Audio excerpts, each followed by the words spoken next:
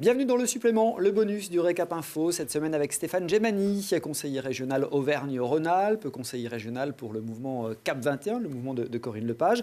Dans le Récap Info avec lui, on parle beaucoup des municipales de 2020 à Grenoble, avec la présentation cette semaine de son mouvement Grenoble 2020, un mouvement de coalition qu'il souhaite mettre en place pour réfléchir aux municipales.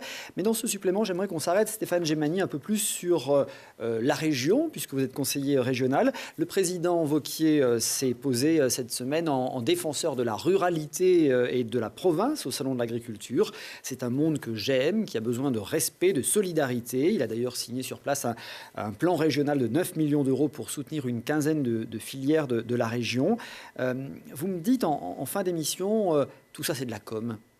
Bon, il y a beaucoup de com, bien sûr. Enfin, regardez, les 9 millions d'euros, moi, j'aurais bien voulu savoir si ça a fait l'objet d'un rapport ou d'une délibération qui a été votée soit en commission permanente, soit en assemblée plénière. En tout cas, voilà, c'est beaucoup de choses comme ça qu'il va mettre en avant.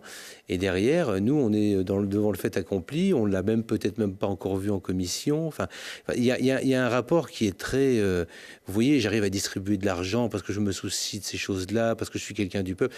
Voilà, c'est beaucoup de communication, parce qu'il veut effacer cette image, encore une fois, d'une personne qui... il a le droit, enfin en tout cas, il pourrait même l'assumer complètement, qui a vécu dans une certaine aisance, qui a grandi à Paris, qui est peut-être originaire de la Haute-Loire, mais qui a quand même fait toutes les plus grandes écoles parisiennes, etc. Donc moi j'ai pas de problème. Personnellement, j'ai pas un mépris de classe pour les classes supérieures non plus. Mais là, vouloir vraiment passer pour ce qu'il n'est pas, je trouve que c'est too much. Jouer les gros bras à chaque fois, vouloir faire 2 jours parce que le président de la République a fait 12h30. Enfin bon, à un moment donné, on faisait ça dans les cours de récré, à savoir de celui qui est la plus grande. Mais bon, ça va. On ne développera pas ce point précis. Non, s'il vous plaît. Il n'a pas voulu revenir sur les propos qu'il a tenus il y a quelques jours devant des étudiants de l'école de management de Lyon. Des propos lamentables, d'une extrême vulgarité, a commenté cette semaine Alain Juppé. Il dénonce, lui, un cirque médiatique, un acharnement médiatique. Vous en avez pensé quoi de ces propos? Vous dites c'est une stratégie, c'est calculé. Moi, je pense que chez Laurent Wauquiez, rien n'est fait par hasard. Voilà. Quand on sait actuellement à la vitesse où vont les réseaux sociaux, quand on sait que chacun a un téléphone qu'il va plus utiliser comme appareil photo, comme dictaphone, on sait très bien qu'à un moment donné, les choses peuvent sortir. Donc je pense que ce qu'il a dit...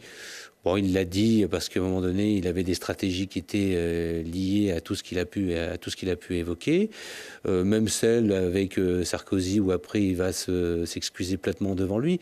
Ce qui est dit, ce qui est fait est fait. Voilà, il a un peu tué le père. Il se positionne de façon différente. Il veut paraître pour être celui, encore une fois, qui n'a pas de langue de bois et qui est capable de dire les choses clairement à tout le monde. Voilà. Mais il se dédie en permanence, aussi bien dans les médias qu'ailleurs. Enfin, il dit une chose un jour et son contraire le lendemain.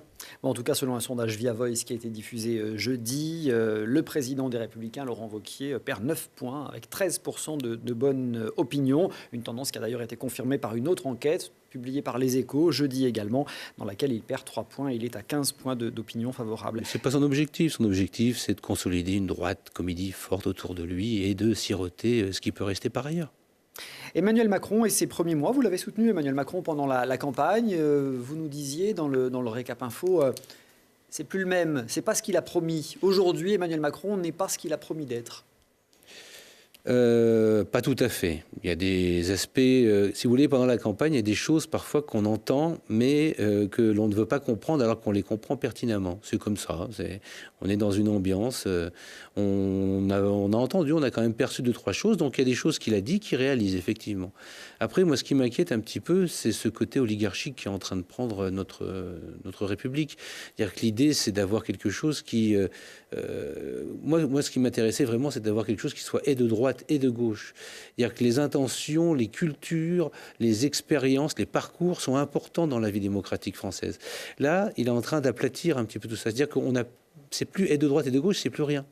C'est qu'on met des technos. Alors on a des gens technos avec plus ou moins de qualité, avec des choses qu'on partage plus ou moins, mais derrière, ça devient quelque chose assez start-up, oui, assez technocratique. Donc, moi, j'ai peur de cette république oligarchique qui est en train de se mettre en place, et je ne partage pas cette façon de fonctionner, effectivement. Stéphane Gemani, invité cette semaine du Récap Info. Merci encore. Rendez-vous sur Télé Grenoble et sur le site internet télégrenoble.net.